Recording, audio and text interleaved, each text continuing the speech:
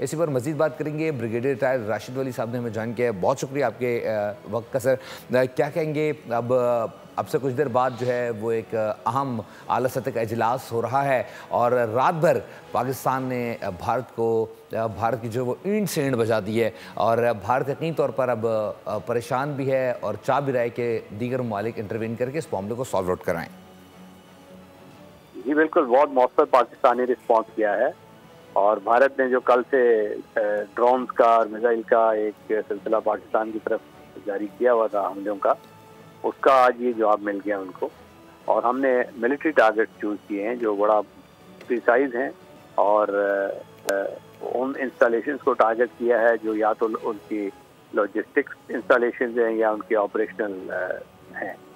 Line of control पे उनकी पोस्टें बहुत तबाह हो गई हैं। उड़ी ब्रिगेड हेडक्वार्टर को नुकसान पहुंचा है, उनका फील्ड सप्लाई डिपो कंप्लीट तबाह हो गया है।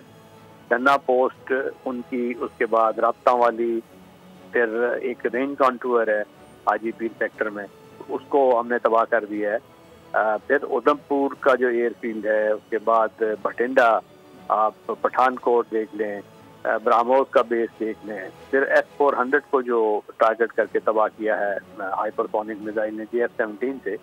ये $1.5 अरब का एक सिस्टम है जिसपे बहुत रिलाई करता था भारत, तो उसमें से एक बैटरी को तबाह कर दिया। तो ये एक बहुत बड़ी कामयाबी है आई मस्ट से, और अल्लाह का बहुत करम है कि उसने हमारी पाक अफवाज की ये लाज रख ली और उन शहीदों के खून की ये वसीले से मेरा ख्याल है ये कामयाबी हमें मिल रही है। और उन बच्चों के नाम पे ये मिसाइल हैं जिनके जाने गई और जो शहीद हुए भारत की इस बर्बरियत की वजह से, आज उन्हीं के नाम से ये मिसाइल जो फतेह मिसाइल हैं पाकिस्तान के, ये भारत के जो फौजी तनसीबात हैं उनको इस वक्त टारगेट कर रहे हैं। और अगर वो अकल के और होश के नाखुन ना लिए मोदी ने, तो बहुत जल्द उसको अपनी और तनसीबात से हाथ धोना पड़ेगा और लोग ये पूछने में मजबूर हो जाएंगे कि तुमने इस जंग में हमें क्यों धकेला जिसके कोई अहदाफ तुम्हारे क्लियर नहीं थे, और तुमने जो हमसे वादा वहीद किए थे उस पर पूरे नहीं उतरे और हमें बल्कि इक्तिसादी तौर पे भी नुकसान पहुंचाया है और मिलिट्री तनसीबात को भी नुकसान पहुंचाया है। भारत इस जंग का, लंबी जंग का मुतामिल हमसे नहीं हो सकता क्योंकि उसकी इकोनॉमिक स्टेक्स हमसे बड़े हैं। बिल्कुल, और इसीलिए अभी अमेरिका की साइड राशिद वली साहब एक इम्पॉर्टेंट सवाल ये भी आपसे जानना चाहेंगे। द गार्डियन ने अभी इसको कोट किया है कि भारत ने जो है वो बॉर्डर के ऊपर बाकायदा तौर पर रिजर्व टेरिटोरियल आर्मी जो है उसको ऑपरेट करना शुरू किया ताकि किसी भी बड़े स्केल के ऊपर अगर जंग बढ़ती है तो वो ऑपरेट किया जा सके। लेकिन पाकिस्तान ने वाज़े तौर पर कहा है कि अब अगर भारत की जानिब से रिस्पॉन्स आए तो हाई वैल्यू टारगेट्स किए जाएंगे, इकॉनमी को निशाना बनाया जाएगा।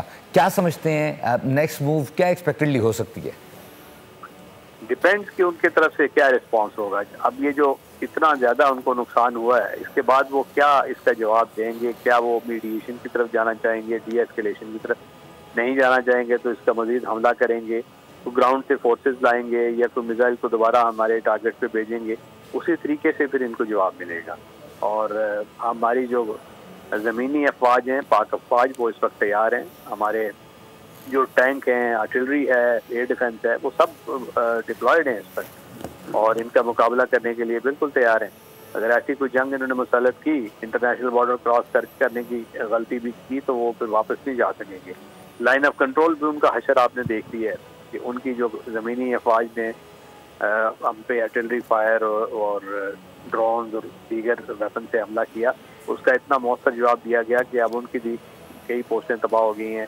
50 से ज़्यादा उनके जो सिपाही हैं उनको जान से हाथ धोना पड़ा है और इसी किस्म का रिस्पॉन्स अब पाकिस्तान का होगा। ये सब मुनस्सर है कि अब उनकी तरफ से क्या रिस्पॉन्स आता है। बिल्कुल ऐसी ही है। अच्छा राशिद वली साहब, एक बात को बिल्कुल क्लियर कर दिया पाकिस्तान ने कि हमारी अमन की ख्वाहिश को कमज़ोरी ना समझा जाए। जो पाकिस्तान की अमन की ख्वाहिश को कमज़ोरी समझ रहे थे, आज उन्हें भरपूर जवाब मिल गया होगा। या बिल्कुल, ये तो बहुत मुतवक्को था क्योंकि जिस वक्त उन्होंने मिसाइल पे हमला किया था पाकिस्तान पे, तो उस वक्त उन्होंने ये जो न्यूक्लियर जिसको डेटरेंस कहते हैं वो तोड़ दिया था। और जब न्यूक्लियर डेटरेंस तोड़ दिया जाए तो ये बहुत खतरनाक सूरत हाल हो जाती है दो न्यूक्लियर हमसायों के दरमियान। और इस वजह से पाकिस्तान ने ये रिस्पांस दिया है, और ये रिस्पांस जब गया है तो वो जो डेटरेंस था वक्ती तौर पे जो अनस्टेबल हुआ था, मेरे ख्याल में वो भारत को समझ आ गई है कि अब इस किस्म का रिस्पांस आएगा। और इतना मौसर रिस्पांस होना चाहिए कि भारत अगला कोई स्टेप लेने से कई मरतबा सोचे कि उसकी क्या इम्प्लीकेशन होंगी।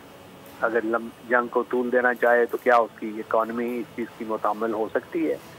और नुकसान कॉस्ट बेनिफिट एनालिसिस किया भी गया है टोटल कि इतनी बड़ी इकॉनमी है। अभी तो ये हमारा जो रिस्पांस है ये इनके जो ये रीजन है हमारे जो बॉर्डर से कंटिन्यूअस हैं उस तक गया है। अगर ये डीप उनकी टेरिटरी में जाता है जहाँ की कमर्शियल हब्स हैं, हाई वैल्यू टारगेट्स हैं, बॉम्बे है, कलकत्ता है, मद्रास है, उस तरह के इलाके हैं, अगर वहाँ पे ये गया तो इनका इन्वेस्टर तो भाग जाएगा। और किसने हिंदुस्तान में जो इनका ख्वाब है इक़्तिसादी कुव्वत बनने का, वो एक सदा बसहरा बन के रह जाएगा। तो ये सारा अब उनका वो तो रह जाएगा इंशाल्लाह। बनना भी नहीं है उसने जो माशी कुव्वत है, यकीनी तौर पर जो मोदी की पॉलिसियाँ वहाँ पर चल रही हैं।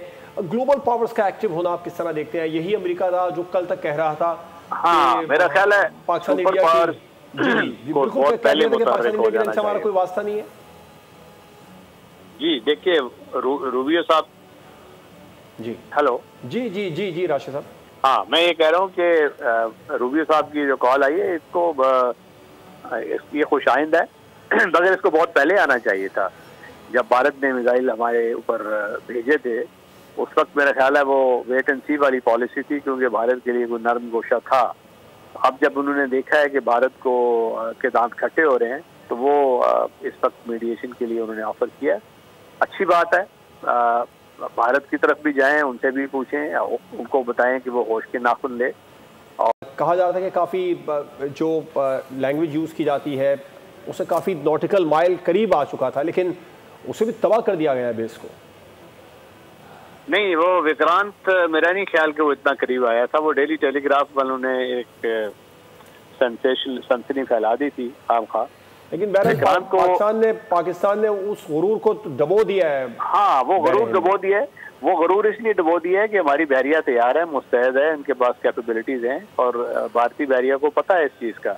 ये विक्रांत अगर इधर आएगा तो उसकी कुछ कमजोरियां हैं जो हमें मालूम है, हम उन कमजोरियों को एक्सप्लॉइट करके उसको तबाह भी कर सकते हैं। अगर वो तबाह हो गया तो ये इतना बड़ा नुकसान होगा कि भारत उससे कई दहाइयों तक उस नुकसान से निकल नहीं सकेगा। आपने बात की राशिद साहब कि हमें दुश्मन की कमजोरियों का पता है, विक्रांत के अलावा और भी जो फजाइया में और जो बड़ी अफवाज के अंदर भारत में कमजोरियां हैं वो भी पाकिस्तान को पता होंगी यकीनन। जी बिल्कुल, देखिए ना बहुत से सरप्राइजेज अब उसको मिले हैं।